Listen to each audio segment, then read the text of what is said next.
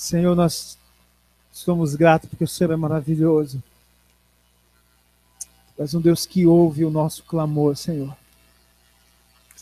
A palavra diz que tudo que oramos segundo a Tua vontade, o Senhor nos atende. Pai, como é bom saber que se orarmos e clamarmos ao Senhor, Tu ouvirás. Pai, como é bom saber que nós temos um Deus que não é um Deus surdo, que ouve o nosso clamor. Como é bom saber que nós temos um Deus que, quando nós clamamos, o Senhor inclina os ouvidos para ouvir, Senhor. Oh Jesus, Tu és maravilhoso, Tu és tremendo. Nós bendizemos o Teu nome, em nome de Jesus. Amém. Eu convidar você a abrir rapidamente a sua Bíblia em Marcos, capítulo 5.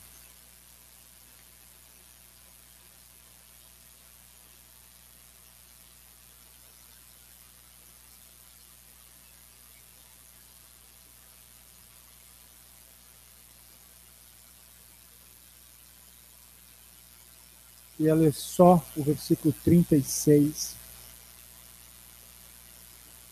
Marcos capítulo 5, versículo 36.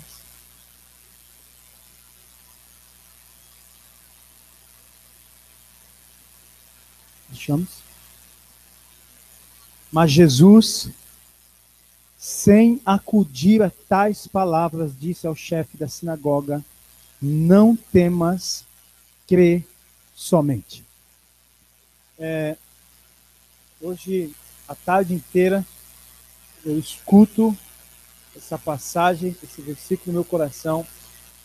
Não temas, crê somente. Vou repetir para você de novo.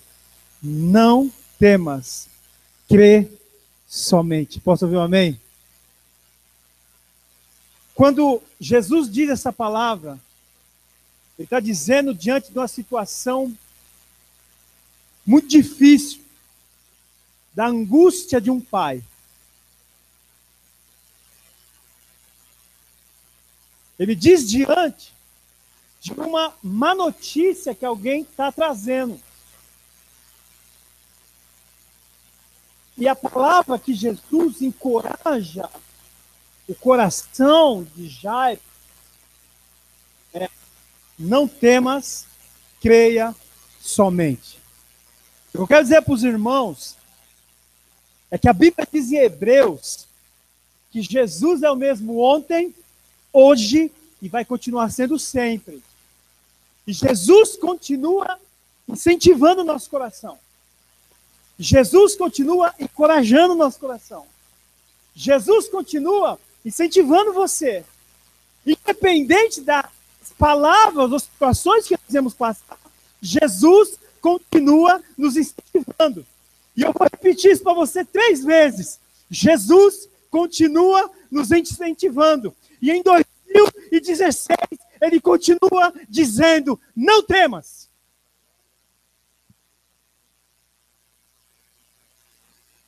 Aleluia. Glória a Deus. Jairo tinha uma menina. E a Bíblia diz que a menina estava morta. Ou para morrer. E quando Jesus diz essa palavra, as pessoas chegaram para Jesus e falaram: para de incomodar ele, porque sua filha já morreu. O que é pior do que a morte? Qual situação é mais difícil que a morte? O que nós podemos enfrentar aqui que é mais pior do que a morte? E foi exatamente em cima dessa situação que Jesus diz: não temas, creia somente.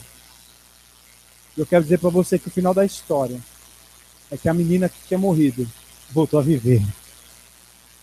Deixa eu dizer uma coisa para você. Eu não sei exatamente que notícia você tem recebido. Eu não sei qual foi a notícia que você recebeu hoje. Eu não sei qual é a notícia que está vindo sobre você. Eu não sei o que andam dizendo para você. Não sei quando você recebe um WhatsApp, uma mensagem SMS, ou um telefonema, ou pessoas. Eu não sei qual é a sua notícia. Mas essa noite, eu quero trazer uma notícia do céu para você. Não temas, creia somente. Aleluia. Jesus continua nos encorajando. E ele diz para mim e para você essa noite: não temas. O salmista entendia isso. E o salmista dizia: eu não vou me atemorizar de más notícias. Nem sempre. Deixa eu falar algo que eu estou sentindo no coração aqui. Nem sempre a má notícia é a verdade. Mas o não temas crê somente a verdade. Vou repetir isso. Nem sempre a má notícia é a verdade. Mas o não temas crê somente a verdade. Eu quero que você receba essa palavra no teu espírito essa noite. Não temas, porque o Senhor é o que está sobre todas as coisas. Ele nunca perde o controle. Louvado seja o nome do Senhor. Em nome de Jesus. Amém.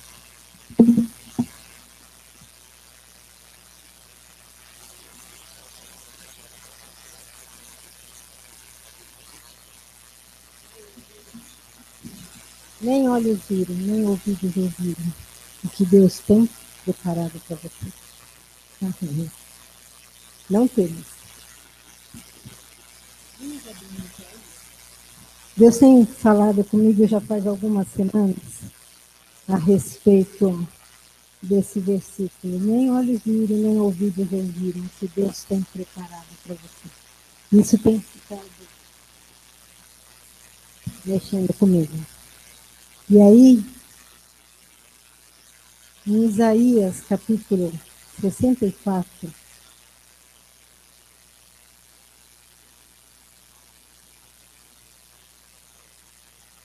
havia um homem, um grande profeta, um querido do Senhor, um amado de Deus, que estava muito triste por causa do seu povo. E estava chorando e pedindo livramento do seu povo, livramento de Israel. Mas ele estava triste, mas ao mesmo tempo ele estava muito bravo. Sabe quando a gente fica bravo? Né? Porque as coisas... Está vendo a pessoa fazer as coisas erradas, está vendo que não vai dar certo, e a pessoa continua fazendo a mesma coisa. Ali não era uma pessoa, era um povo. E esse homem de Deus estava muito bravo. E ele orando, ele dizia assim: ó, se fendesses os céus e descesses, está falando com Deus, Senhor, arrebenta aí esse céu e desce. Se os montes tremessem na tua presença, quando o fogo inflama os gravetos, quando faz ferver as águas para fazeres notório o teu nome aos teus adversários, de sorte que as nações tremessem na tua presença. Quando fizesse essas coisas terríveis que não esperávamos, desceste, e os montes tremeram à tua presença. Porque desde a antiguidade não se ouviu, nem com os ouvidos se percebeu, nem com os olhos se viu Deus além de ti, que trabalha para aquele que nele espera. Deus trabalha o tempo todo. E sabe, ele estava tão bravo, mas Deus ouviu a oração dele. Sabe quando nós estamos bravos, e às vezes até bravos com Deus, e choramos na presença de Deus, e às vezes até brigamos com Deus, e Deus escuta a nossa oração, e Deus fala: peraí, filho. E Deus então continua, eu não vou ler todo o capítulo, continua a falar para ele por causa do povo, e diz que haveria salvação para aqueles que buscassem ao Senhor, no capítulo 65, mas que haveria um castigo para os ímpios. Mas depois, Deus dá uma agradada em Isaías.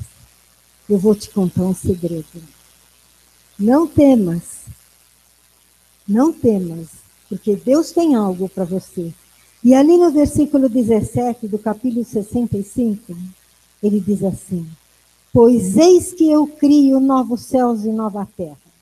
Você está muito bravo. Você está indignado com o povo, com aqueles que não creem, com aqueles que querem crer, com todo mundo. Você está muito... Espera. Porque eu crio novos céus e nova terra. E não haverá lembrança das coisas passadas. Jamais haverá memória delas.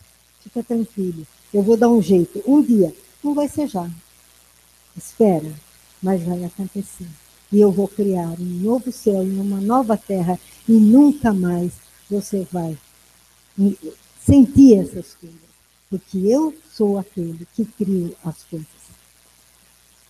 Aí eu estava pensando, no momento difícil de Isaías, Deus deu essa resposta tão gostosa, né? Puxa, Deus vai criar um novo céu, uma nova terra. Não vou mais lembrar desse povo, não vou mais lembrar de nada disso. Que felicidade! Vou poder sentir felicidade e alegria. E aí eu fui para João, capítulo 14.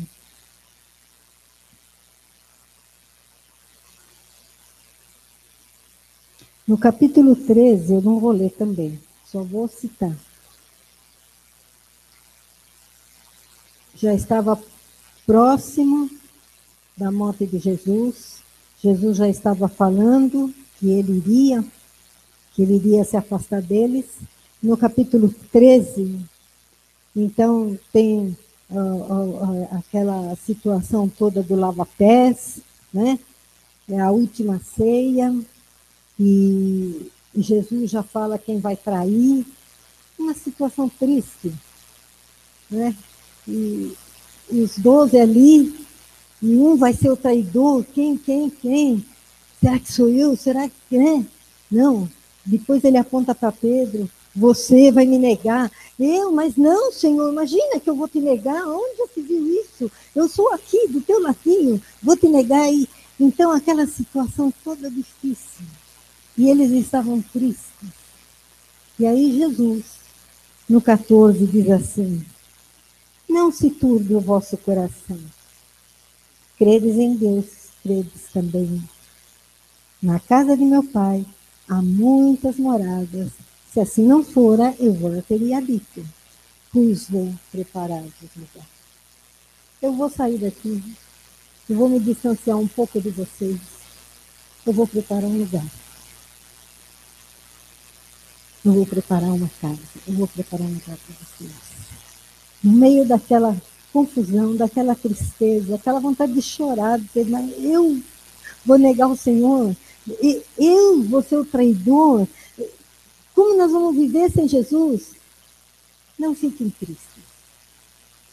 Eu amo vocês. Eu gosto de vocês.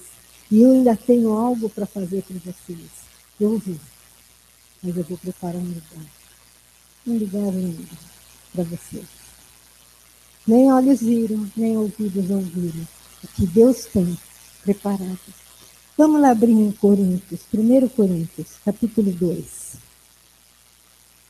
E aqui Paulo está em Coríntios, está meio bravo também com o povo ali de Coríntios. Né? Nós já temos uma outra dispensação, o Espírito Santo já falava, o Espírito Santo já se manifestava, né? E aí, então, Paulo está falando, olha, eu vim aqui, eu não vou falar do que eu sou, do que eu tenho, do que eu sei, de como eu fui criado, como eu me formei, né? Não vou falar nada disso. Eu só vou falar uma coisa. Versículo 9. Mas como está escrito? Escrito aonde? Em Isaías. Nem olhos viram, nem ouvidos ouviram. Nem jamais penetrou em coração humano o que Deus tem preparado para quem? Para aqueles que o amam.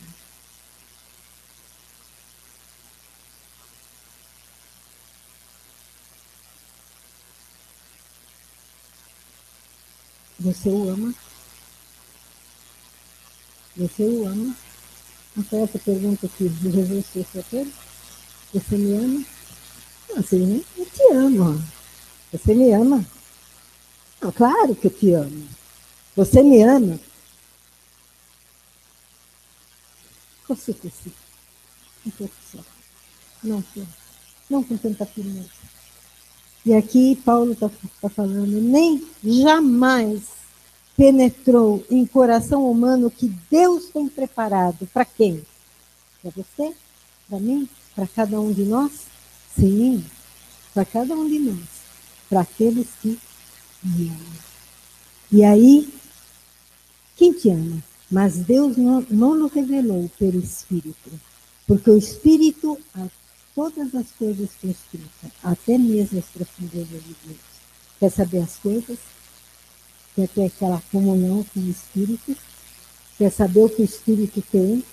Quer saber o que vai acontecer? Quer saber qual é o teu caminhar? Quer saber para onde você vai? O que você deve fazer? Quer saber? Pergunta para o Espírito. O teu Espírito tem o Espírito Santo. E todas as coisas que escutam, e mesmo as profundezas de Deus. Porque qual dos homens sabe as coisas dos homens, senão o próprio homem? Você sabe o que você está pensando. Eu não sei o que você pensa, mas você também não sabe o que eu penso. Mas o Espírito sabe o que eu penso. E esse me conhece. E assim também as coisas de Deus, ninguém as conhece, senão o Espírito. Ora, se eu conheço o meu pensar, o meu Espírito, se Deus, o Espírito de Deus conhece o Senhor, e temos recebido o Espírito, ora, nós não temos recebido o Espírito do mundo, e sim o Espírito que vem de Deus, para que conheçamos o que por Deus nos foi dado gratuitamente. Deus já nos deu o Espírito, gratuitamente, de graça, na salvação.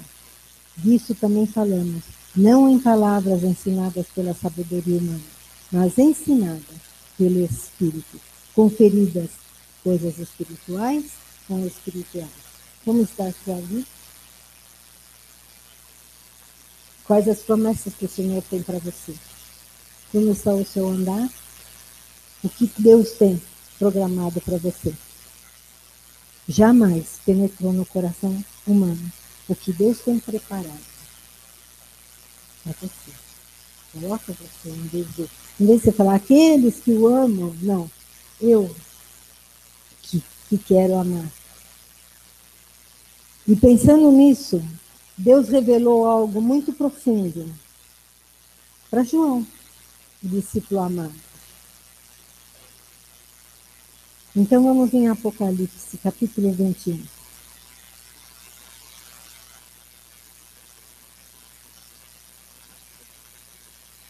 E João teve a graça de ver algo que vai ser ainda criado. Não foi criado, né? Vai ser criado. Mas João viu. Será que nós não podemos ver? Será que Deus não pode nos revelar? Será que Deus não pode nos mostrar, nos falar conosco? E diz assim, capítulo 21. Vi novo céu e nova terra, pois o primeiro céu e a primeira terra passaram e o mar já não existe. Vi também a cidade santa, a nova Jerusalém, que descia do céu da parte de Deus, ataviada como noiva adornada para o seu esposo. Então ouvi grande voz vinda do trono dizendo, eis o tabernáculo de Deus, com os homens. Esses homens somos nós. Deus habitará com eles, e eles serão povo de Deus, e Deus mesmo estará com eles. E lhes enxugará dos olhos toda lágrima, e a morte já não existirá. Já não haverá luto, nem pranto, nem dor, porque as primeiras coisas passaram. E aquele que está assentado no trono disse, eis que faço novas todas as coisas. E acrescentou, escreve, porque essas palavras são fiéis e verdadeiras. Disse-me ainda, tudo está feito. Eu sou o Alfa, o Ômega, o princípio e o fim. Eu, a quem tem sede, darei de graça da fonte da água da vida. Jesus é aquele que nos dá todas as coisas. Jesus falou sobre crio novo céu e nova terra, lá com Isaías, e falou aqui com João. João viu novos céus e nova terra. O que está preparado para você? É pouca coisa? Um novo céu e uma nova terra. Isso tudo está preparado para nós. Vamos voltar lá para Coríntios e gravar em nossos corações, quando nós estivermos abatidos, nem olhos viram, nem ouvidos ouviram, nem jamais penetrou em coração humano o que Deus tem preparado para aqueles que o amam.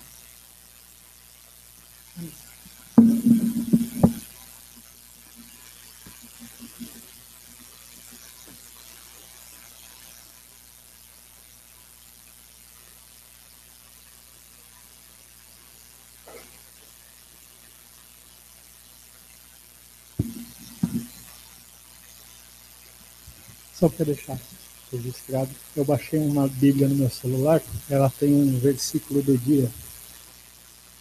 E o versículo do dia é em Isaías 40. Eu vou ler o versículo do dia e o final do capítulo. Isaías 40, 28. Fala assim: não sabes, não ouviste que o eterno Deus, o Senhor, o Criador dos confins da terra, nem se cansa, nem se fadiga? Não há esquadrinhamento do seu entendimento. Dá vigor ao cansado e multiplica as forças ao que não tem nenhum vigor. Os jovens se cansarão e se fatigarão, e os jovens certamente cairão. Mas os que esperam no Senhor renovarão as suas forças e subirão com asas como águias. Correrão e não se cansarão. Caminharão e não se fatigarão.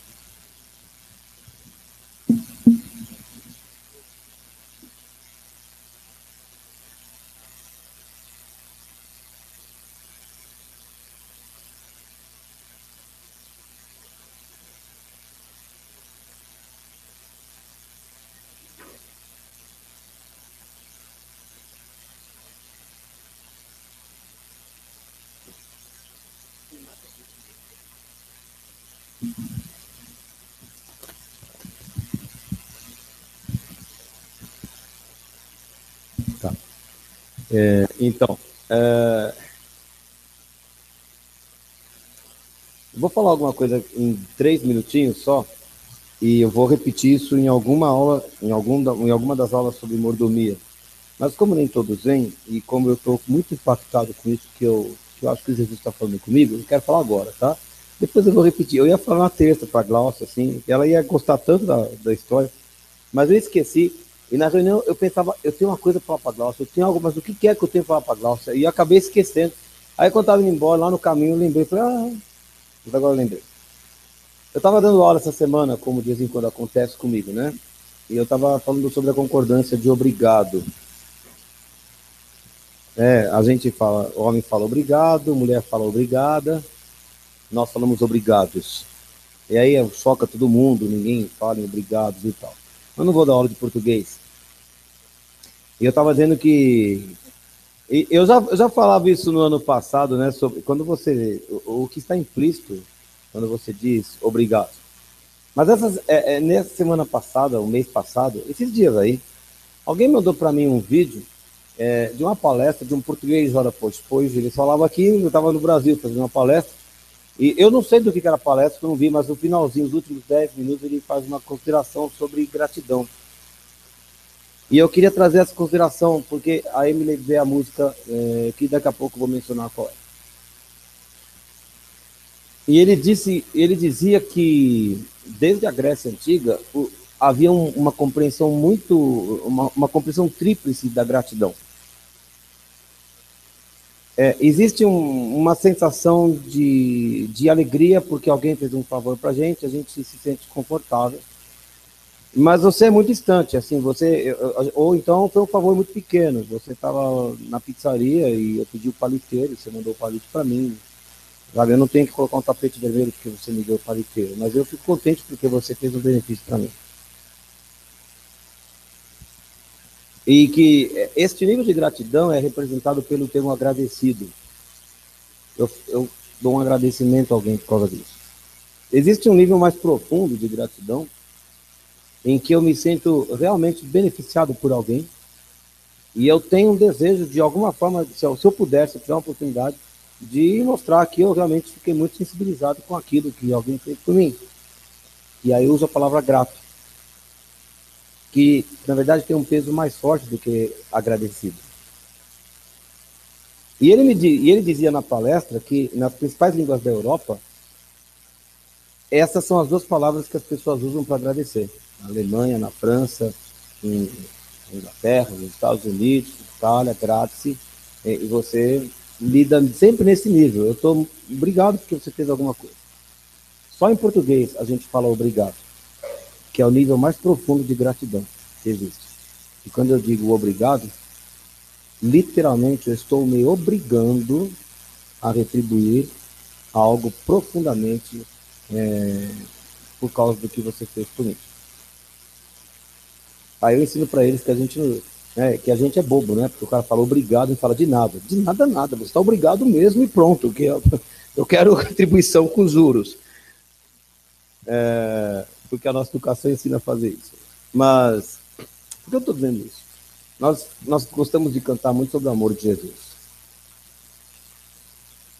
E é interessante porque a gente canta aqui, e eu não estou falando mal da música, a pessoa fez a música, eu acho que era a palavra que cabia na frase e pronto. Eu falo, eu te agradeço, meu Senhor, te agradeço por me libertar, me salvar, por ter morrido em meu lugar, eu te agradeço, eu te agradeço, eu te agradeço. Nesse contexto, há pouquíssimos cânticos em que a gente fala muito obrigado. Mas eu estou brincando aqui com as palavras, dos versos, nós estamos falando de poesia, mas na nossa vida a gente é assim muitas vezes. Diante de um Deus que deu tudo por nós, que deu tudo e não negou nada, ele colocou o próprio filho na cruz, ao ponto de virar as costas para o filho, porque ele carregava todos os pecados do mundo sobre si. Diante do amor de um filho que, sendo Deus e tendo toda a adoração em torno de si, de todos os anjos, ele abre mão de toda a sua glória para viver como homem, e numa situação de pobreza. Agradecimento é pouco. E o nosso nível de gratidão para Deus é um nível muito pequeno. Essa gratidão se manifesta pela nossa consagração a Deus, essa gratidão se manifesta pelo nosso comprometimento com as coisas de Deus, pelo ministério que nós desempenhamos na casa de Deus. Tudo isso é gratidão. E muitas vezes eu fico pensando que a nossa retribuição está só no nível do agradecido. Mas para muitas pessoas a gente fala obrigado, porque alguém foi até lá e fez a cópia da chave. Fala, nossa, muito obrigado, você me quebrou um galhão, estou te devendo essa. Se eu posso fazer isso por uma pessoa querida, quanto mais pelo Senhor que deu a vida por nós. Obrigado é pouco. Obrigado é pouco. Eu fiquei pensando nessas coisas esses dias. Eu vou falar sobre mordomia, vou falar sobre o tempo, vou falar sobre o dinheiro. Como nós somos reticentes com Deus no nosso tempo. A gente não tem tempo para dar as coisas de Deus. Mas a gente fala que eu sou tão grato a Deus que eu quero dar tudo para Ele. Mas é só no nível do agradecimento. Muito profundo, não. Eu fiquei sensibilizado com essas coisas. E eu estou caraminholando tudo isso na cabeça esses dias. Não sei onde vai chegar isso aqui. Né? E não vim para colocar um peso, mas eu vim te trazer algo que foi uma luz para mim. Qual é o meu nível de gratidão a Deus? Porque ela falou sobre aqueles que me amam, ou qual é o nível de amor. Porque quando Jesus perguntou para Pedro, Jesus perguntou em ágape, mas Pedro respondeu em filha.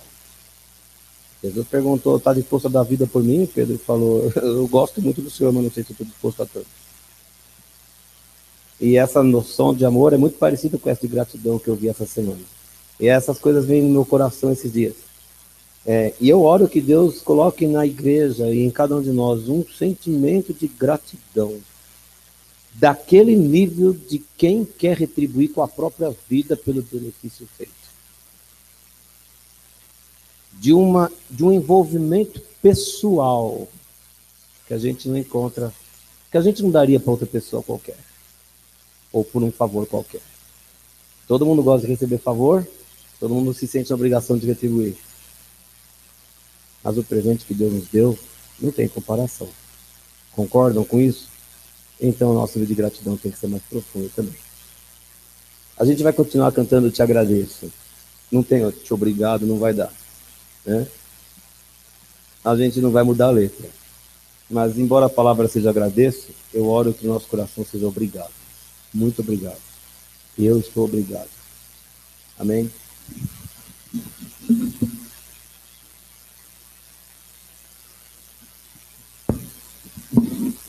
Aproveitando a deixa do Fábio, acho que é uma continuação aí, Fabião. Está em 1 Coríntios 10, 31. E o nosso nível de gratidão deve chegar aqui, ó.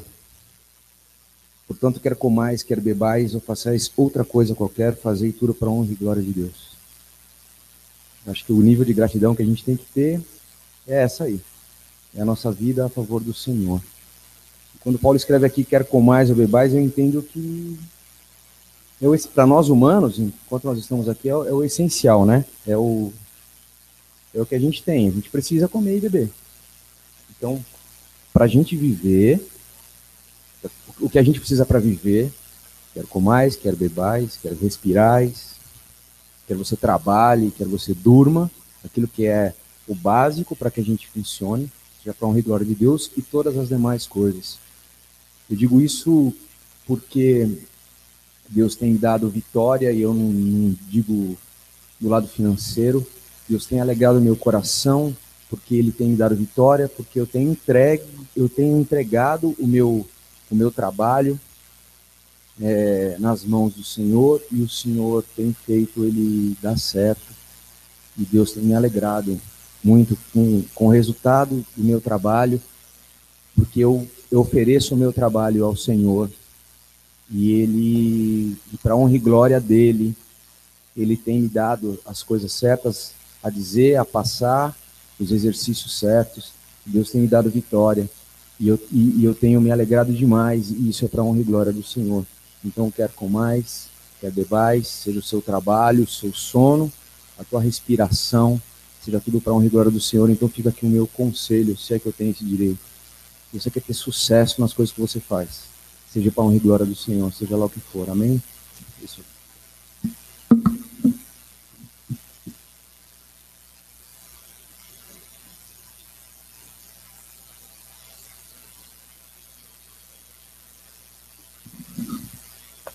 Eu não sei se eu devia falar isso aqui, mas o Fábio me estimulou falando de uma música e de achar que a letra não é suficiente para traduzir aquilo que a gente pensa ou sente, né? Nós cantamos uma música hoje, e sempre que eu chego aqui para falar, eu esqueço dela, mas dessa parte eu não esqueci. Quando tem que cantar Digno és do meu louvor, eu não estou conseguindo cantar isso. Porque parece que eu estou dizendo, eu sei que não é esse o sentido de quem escreveu, mas parece que eu estou dizendo que o meu louvor é uma coisa muito grande, mas o Senhor é digno. Seria certo se fosse digno és de todo louvor, aí é diferente.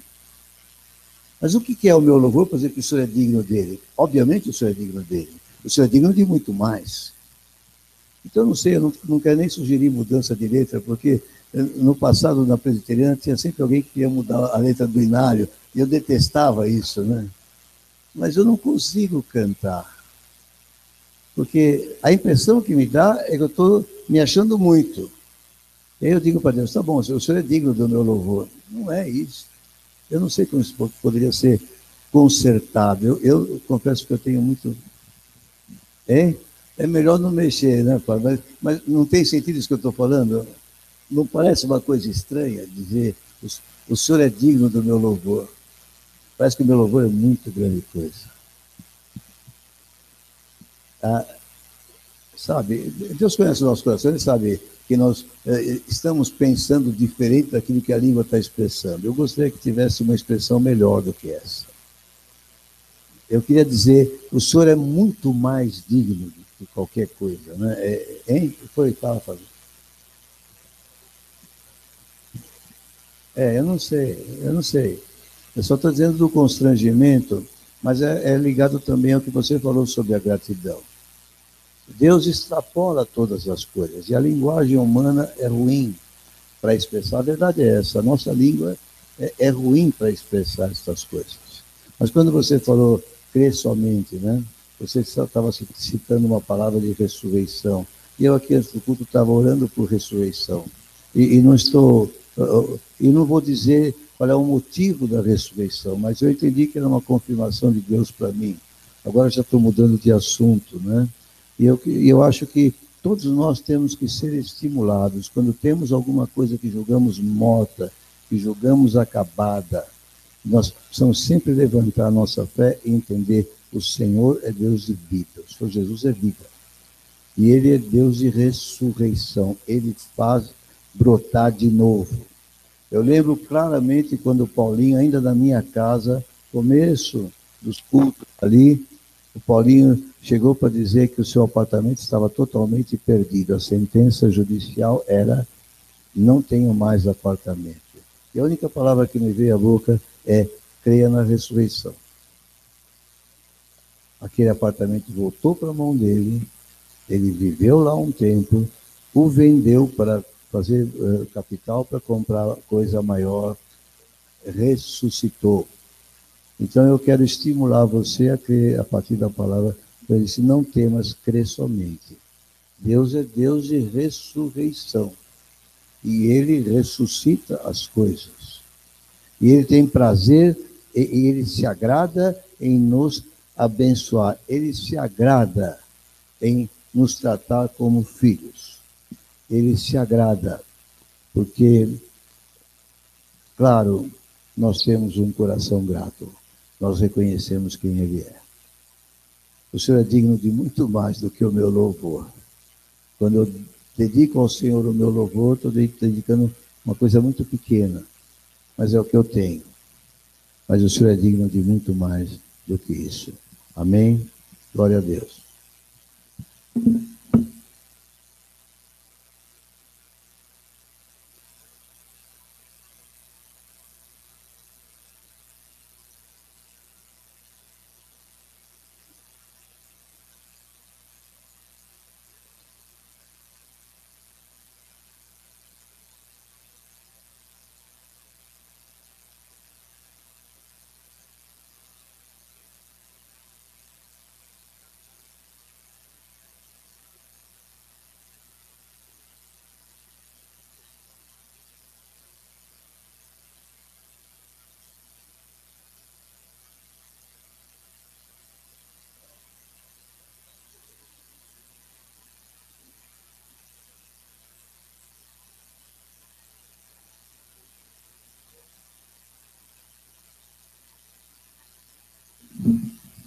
Paz, irmãos.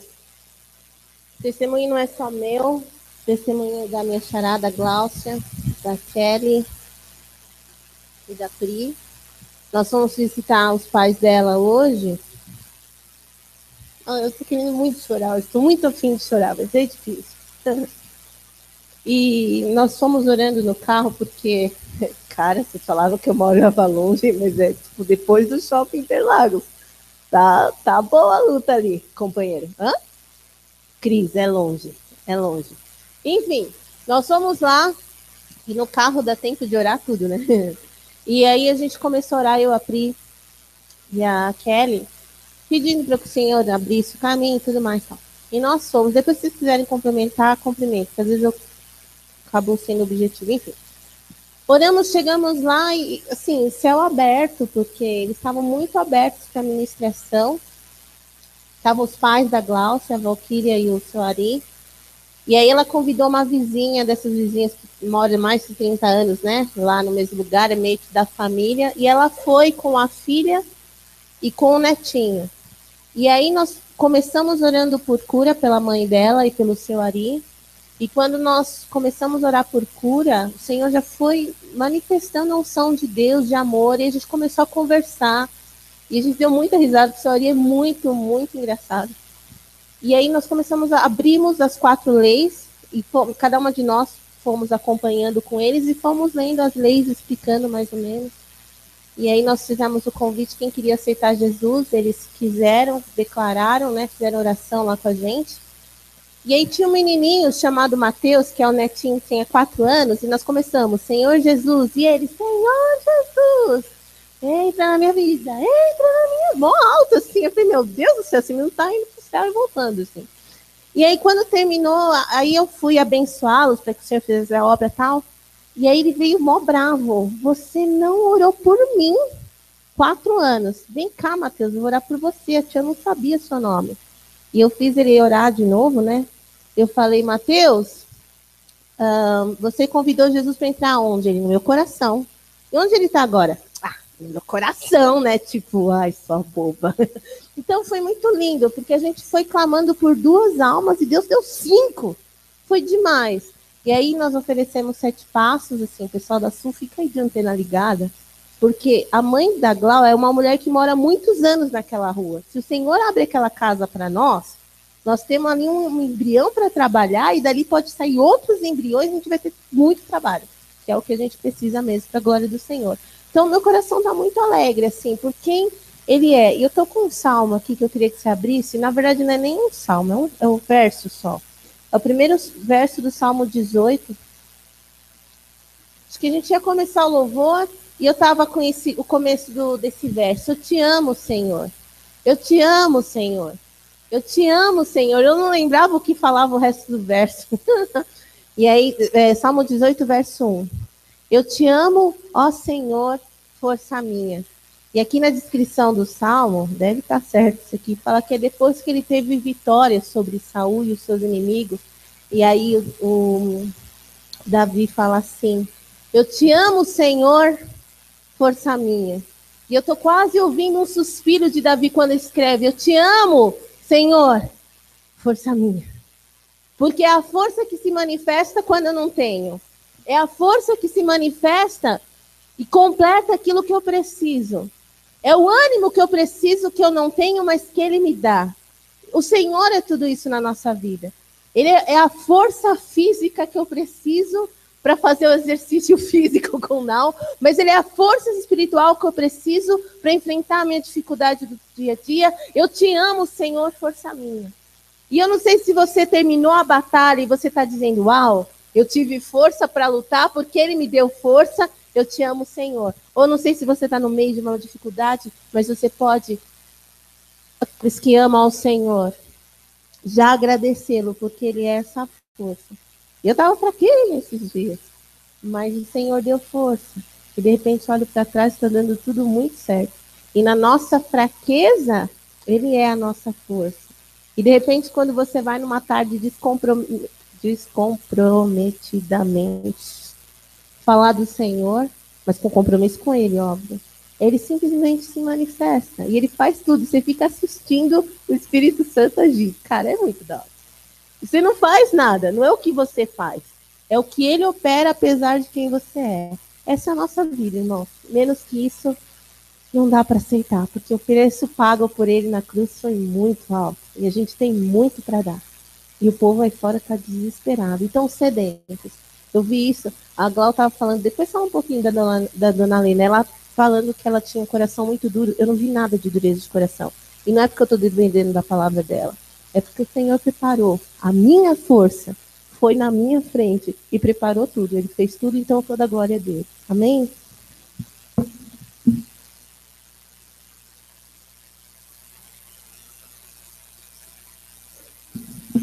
Tinha que voltar porque eu fiz questão que você desse testemunho. Você me falou à tardezinha do que tinha ocorrido. E eu quero dizer para vocês, eu não sei, não tenho a menor ideia de como é que era a vida da Glaucia com seus pais. Mas agora ela acabou de falar que ela achava que a mãe era dura. A tia, vocês não podem imaginar o que é uma pessoa esperar a conversão dos seus por muito tempo e um dia acontecer.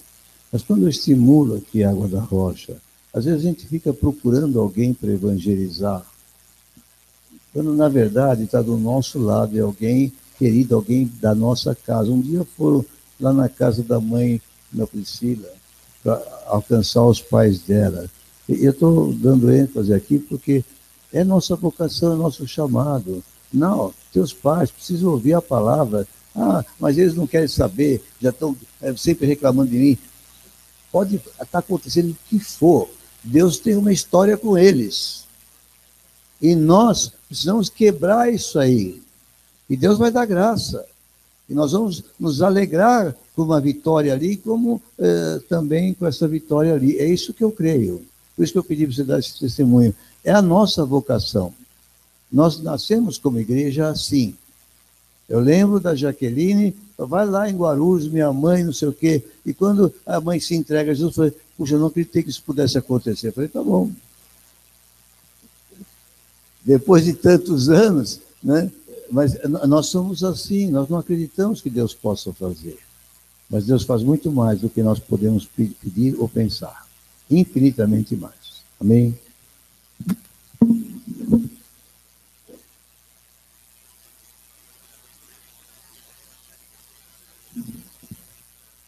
Eu vou só complementar o que a Glau falou.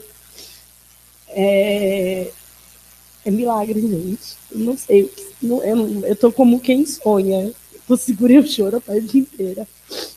Porque no passado, pastor, quando eu voltava do Tucuruvi, eu apanhava, eu pegava na minha cara, porque eu não estava na igreja.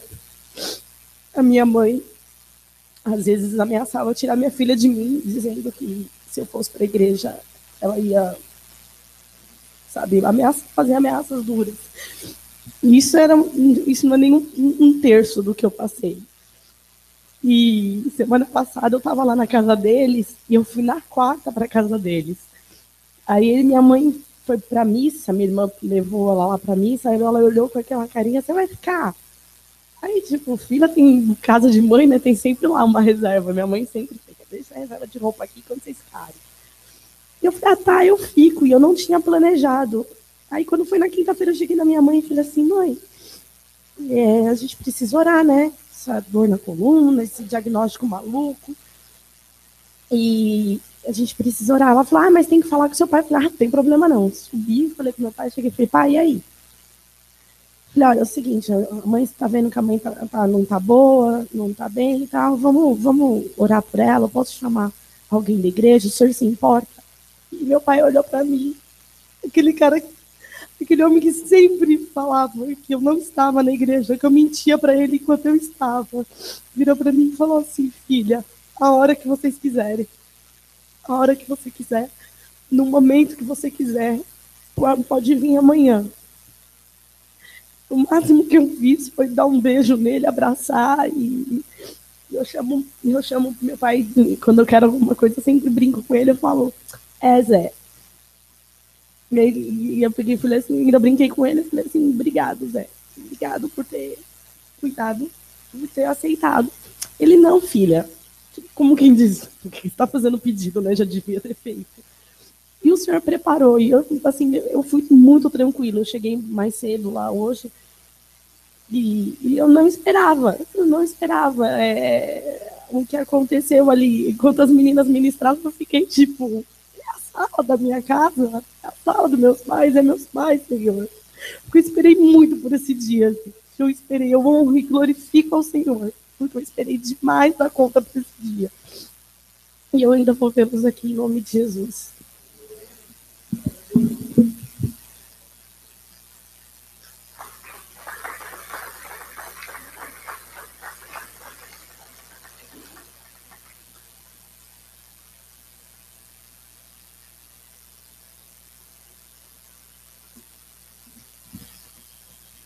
Desde que o pastor pregou sobre o amor, o Espírito Santo tem mexido muito comigo a respeito disso. E sabe, queridos, isso é amor. Você se dispor para servir e deixar Deus te usar. Esse é o amor. Deus quer que nós amemos uns aos outros. Porque se Ele é amor, como a gente pode não amar ao nosso irmão e falar que ama a Deus, que a gente não vê? E isso é tremendo. Deus quer que a gente viva isso. Quantas vezes a gente está vivendo no nosso mundinho preocupado com as nossas tribulações, com os nossos problemas, e nós deixamos de nos importar com os irmãos que estão do lado. Nós somos uma família, nós somos um corpo.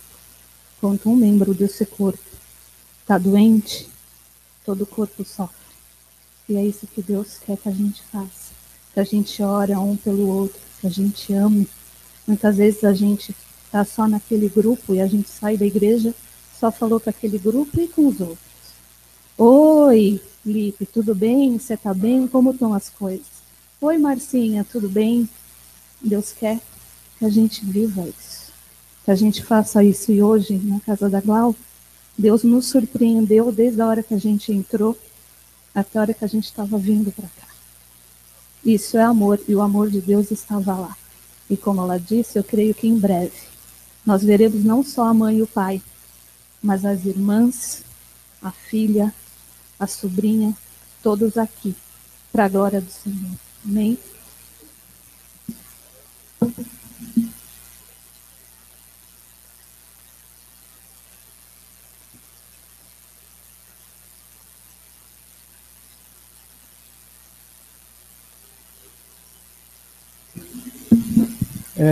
Domingo, às 9 horas da manhã, teremos aqui o estudo de doutrina do Espírito Santo.